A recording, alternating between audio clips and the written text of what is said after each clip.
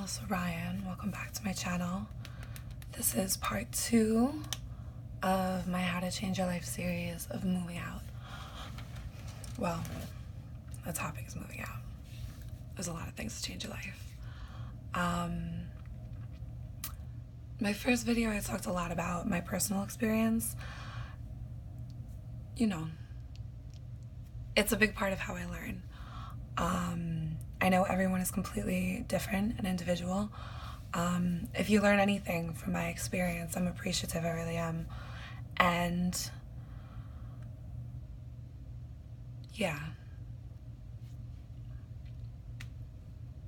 that's what's amazing about different people, is we all have a different journey, but we can learn from other people's experiences. And I'm a writer. I tell stories all the time. Even when I think, it's always like, how can I describe what I'm viewing, what I'm thinking? It's like almost double. But anyway, moving out.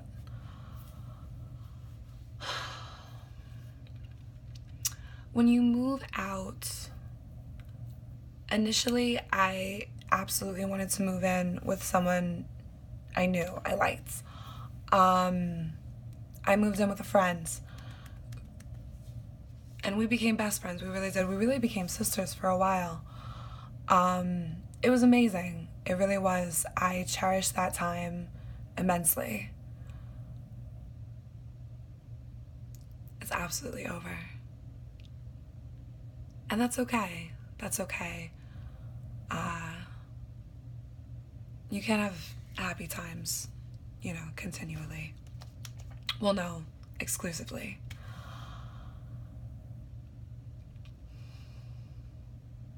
It was rough leaving her, though, because we were so close for a long time, and then it deteriorated. We were just becoming different people, that's all it was. It was completely natural. We moved in together when we were 20. And, you know, 20 to 22, it's a long time, yeah. It's a long time, and it's an interesting age. It really is. We were like going to bars together for the first time.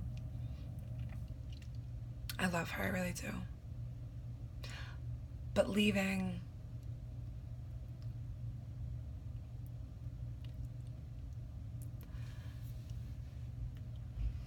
it's not easy. I mean, right now I really thrive off change, but sometimes things get really tough.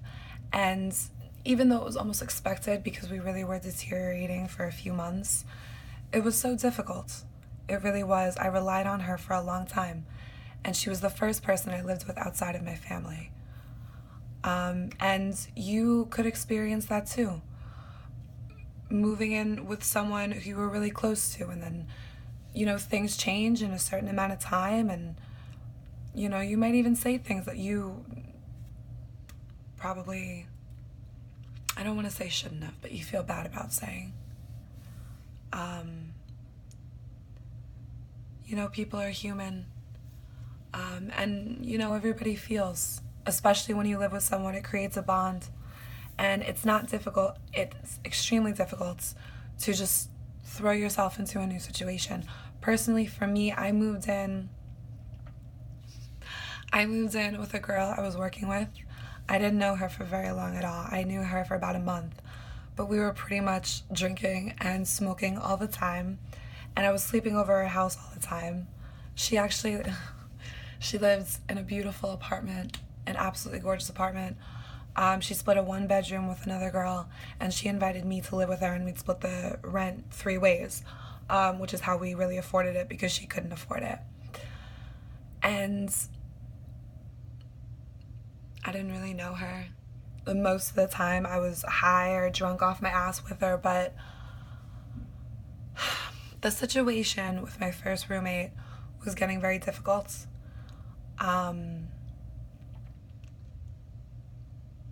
Personally, for me, when I like someone, you know, not romantically, but when I like someone, I give them a lot. I really do. I really put my heart into it. And if you like fuck around a little bit, again, this isn't romantically, saying things, implying things, acting a certain way, I might take it to a certain point. It really depends on what it is because my tolerance has dropped so low over the years. But at that time, I put up with a lot. I put up with a fucking shit ton. I really did. But when I was done, I was done. And I remember she sat me down and she was upset and she asked me to stay, and I was like, it's important to do what you want. It really is. You shouldn't stay in a relationship, whether it's romantic or platonic, a friendship, whatever. You can't stay in that situation. You can't, because it erodes at your mind, your spirit. Remove yourself from the situation. And really, that's not even, a dangerous situation. If something really makes you uncomfortable, if a person makes you uncomfortable, especially when you're living with them, move, go. The hardest thing I ever did was leave my husband. The absolute hardest thing I've ever done was leave my husband. But best decision I ever made in my entire life, 100%. And also, when I left him, moved in, actually, with the girl that I was splitting the one bedroom with, me, her, and the other girl, which turned into another girl, so it was 4 girls in a one bedroom.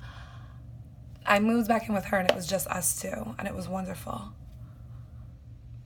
We planned to live together for a while because neither of us wanted to shack up with men.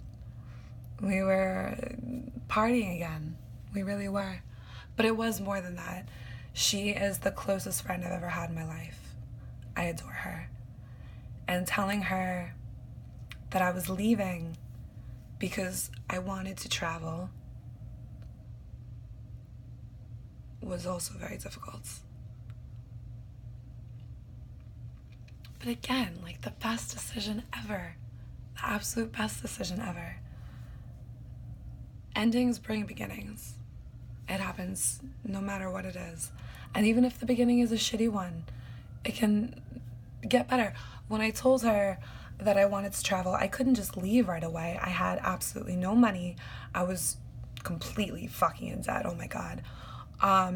Nothing, but I was like, I need to do this. I want to, because literally I was ready to fucking throw myself off the balcony. I was living off on the 17th floor. And it was just a thought every day in my mind. More than once, too. It was just, I was so depressed. I was really sick, too. My thyroid just... But it's better now. I'll talk about that later. There's so much that comes from it, though. There's so much that comes from it. When you break away, not even from bad relationships, but relationships that don't suit you anymore. And you know that by the way you feel inside. You can feel it. Just go. Just absolutely just go, and things get better. Things get better. They just do. The universe doesn't want you to be upset. That's not your, I want to say inner state, but you look at babies. Babies, I'm getting a little bit. But babies relatively are always happy. That is our natural state. That's the word. We're supposed to be happy. But this world is crushing us down. And it does that because the higher-ups make money off of our depression, off of our sadness. They sell us things to make us feel better. But it's superficial. It always comes from inside. And you learn that by putting yourself in new experiences, moving. I used to be afraid to live alone. Now it's my favorite way to be, is living completely alone. And I mean, right now I do Airbnb, and it's really cheap living in this place right now. It's dirty as shit, but I like it, and it's really close to the club that I'm working at. But yeah, I love to live alone. And that's another thing that I learned through living with other people, that it's just easier personally for my energy just to excel as best as I can when I'm alone. I've got nobody else interfering. I can sit and write for hours. I can listen to music whenever I want, at whatever volume I want, which is really loud, and I tend to listen to songs over and over and over and over. Someone's using the bathroom right next to my room right now. It's like, I wonder if they hear me, you know? But whatever.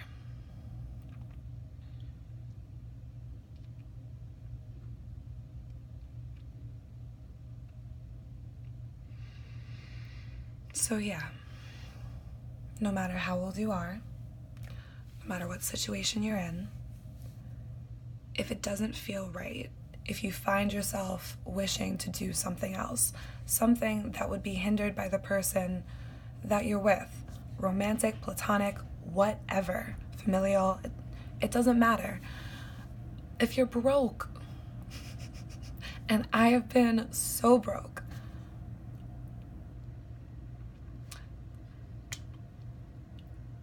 just do it. Just do it, and opportunities appear to you. And that sounds so fucking ridiculous and out there, but I'm telling you from experience. This is an insane one, and I'm running out of time. But my sister is a really strong example of that. It's just like doing whatever comes to you and just letting everything take care of itself. Neither of us had money. We were coming from Manhattan to Long Island, and we didn't have money for a train ticket, but we needed to be there for like a family function. And I was like freaking out because we had no money. And she's like, it's gonna be fine. Like, she was so chill. We were smoking because of course we make money for bud, but not for train tickets to see our family. I was fighting her the entire way. I didn't know. I was ready to ask like a friend for money, and I don't like to do that, but I was like, what are we gonna do? Like, how's this gonna happen? I'm not hiding in a bathroom.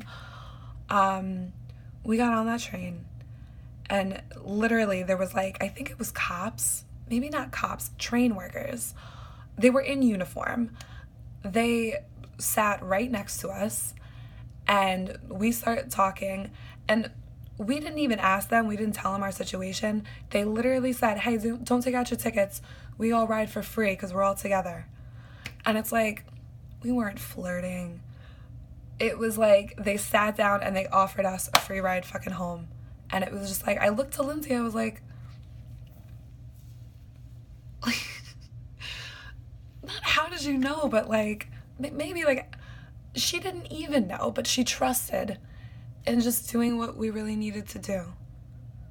And that's not to say to jump on trains with no money, but it was just a really extreme example that I always remember, where it's just, I don't know, trust yourself. I wasn't trusting myself. She was trusting herself, and she was literally dragging me on her way, and it worked out completely. I don't know if I'm gonna make a part 3. I feel pretty good about that. I've got work relatively soon. I need to start getting ready. Thank you for listening. I appreciate it. I hope you move out. Doesn't have to be tomorrow. You know, sometimes you really do need to plan it out. Put some money together. Find a way to put money together and do it quickly. Don't take fucking forever. But do it. I think you should. It's worked out for me. It can work out for you, absolutely. Thank you for listening.